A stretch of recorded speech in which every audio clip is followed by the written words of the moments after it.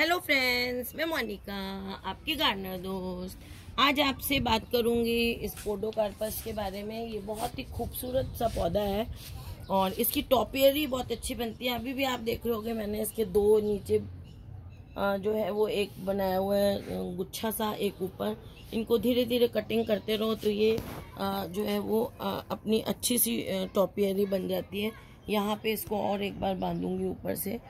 तो ऐसे ये बहुत खूबसूरत प्लांट है। पत्तियां कितनी खूबसूरत हैं, शेप, और अगर ज़मीन में लगाओ तो ये स्मॉल ट्री जैसा भी बन जाता है। फिर आप उसको कैसी भी शेप दे दो। टॉपियरी का मतलब होता है किसी भी तरह की कोई शेप बना देना, जैसे मोर वगैरह की लोग बनाते हैं, गोल है कोई तो कोई भी शेप बना सकते हैं इसकी।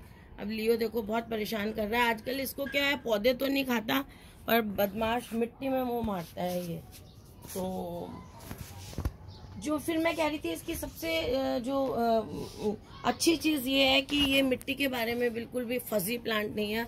आप इसको कैसी भी मिट्टी में लगा देते हो। इसमें ड्रेनेज अच्छा नहीं हो गमले का, कई बार जैसे नहीं रह पाता, बाद में रुक जाता है, तो भी इसको कोई फ़र्क नहीं पड़ता है। मिट्टी में थोड़ा पानी रुके तो भी ये बहुत ज़्यादा इसको फ़र्क नहीं पड़ता है।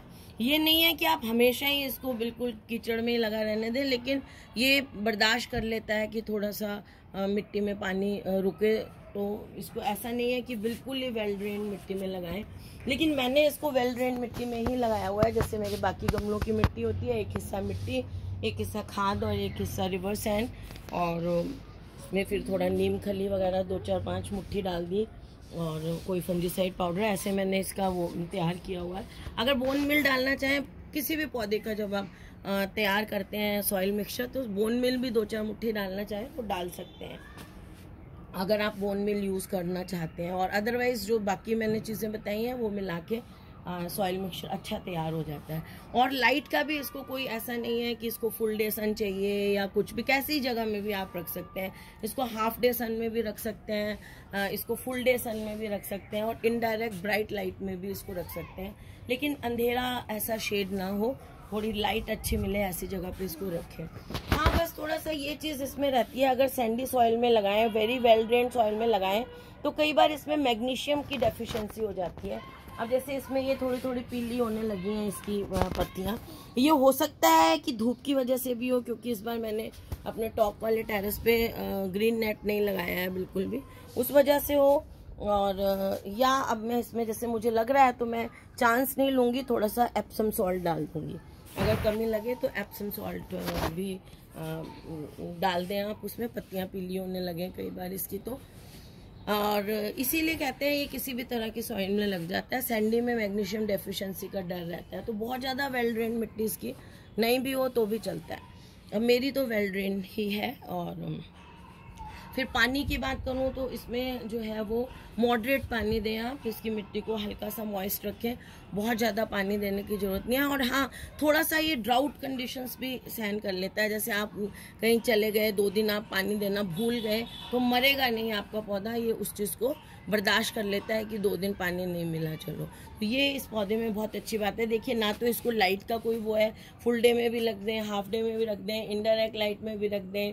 और इसकी मिट्टी का भी ऐसा मिक्सचर का कोई स्पेशल नहीं है कि वेल ड्रेन्ड ही बनाना है। तो और फिर मतलब इसको पानी भी ड्राउट भी टॉलरेट कर लेता है। तो बड़ा इजी हार्डी प्लांट जिसको कह सकते हैं ना, न्यू गार्डनर्स के लिए तो ये बहुत अच्छा है। अब ये जैसे मेरा तो ये छोटा पौधा है, ये और इतना बड़ा हो जाएगा, और उसके ऊपर 2 ऐसे जैसे मैंने ये बनाए हैं, ये भी बड़े होंगे। और जैसे जैसे पौधा ऊंचा होगा, बड़ा खूबसूरत पौधा लगता है। आप अपने गार्डन में या गमलों में भी लगाना चाहें, जैसे मैंने गमले में लगाया हुआ है, अच्छा खूबसूरत पौधा है। और ये इसको सर्दी में थोड़ा सा डल हो जाता है पौधा, वैसे तो ये खराब नहीं होता, हल्का सा डल हो जाता है। फिर फरवरी के बाद ये फिर से बहुत अच्छा हो जाता है। तो इसको फरवरी में अच्छे से खाद दे दें। 12 इंच के गमले में है तो 300-400 ग्राम खाद दे दें, और अगर 16 इंच के गमले में थोड़ी सी और एक्स्ट्रा दे दें। तो इस हिसाब से आप थोड़ा बढ़ा के दे दें जितना बड़ा आपका गमला है। और बस उसके बाद जैसे अब गर्मियाँ चल रही हैं तो 15-20 दिन में एक बार लिक्विड खाद दे देते हैं। लिक्विड खाद में कुछ भी नहीं है, अगर आपके पास तो गोबर की खाद को या वर्मी कंपोस्ट को भिगो दें आप रात को पानी में, जैसे 1 बाल्टी में 1-2 मुट्ठी खाद भिगो दें, सुबह उसका पानी दे दें। तो वो फिर आपका लिक्विड फर्टिलाइज़र हो जाएगा। तो वो ठंडा भी रहता है। वर्मी कंपोस्ट एक्चुअली ठंडी रहती है गर्मियों में, तो वर्मी कंपोस्ट भिगो के उसका पानी दें तो और भी अच्छा है। तो बस आपके पौधे को बस हरा भरा रहेगा, खूबसूरत रहेगा, आपके गार्डन को भी खूबसूरत बनाएगा। तो और इसमें वैसे तो इसमें कोई पेस्ट वगैरह होते नहीं है, फंगस पेस्ट वगैरह। ये है कि बार बार पत्तियों पे पानी नहीं दें। जैसे पत्तियों को नहलाना है तो सुबह के टाइम नहलाएं, शाम को सूरज डूबने के बाद नहीं नहलाएं। उससे हो सकता है पत्तियों पे पानी रह जाए तो कोई फंगस वगैरह हो जाए, कोई पेस्ट। तो इस चीज़ से बचने के लिए हमेशा हमें ये सोचना चाहिए कि पौधों को दिन रहते नहलाना चाहिए हमें।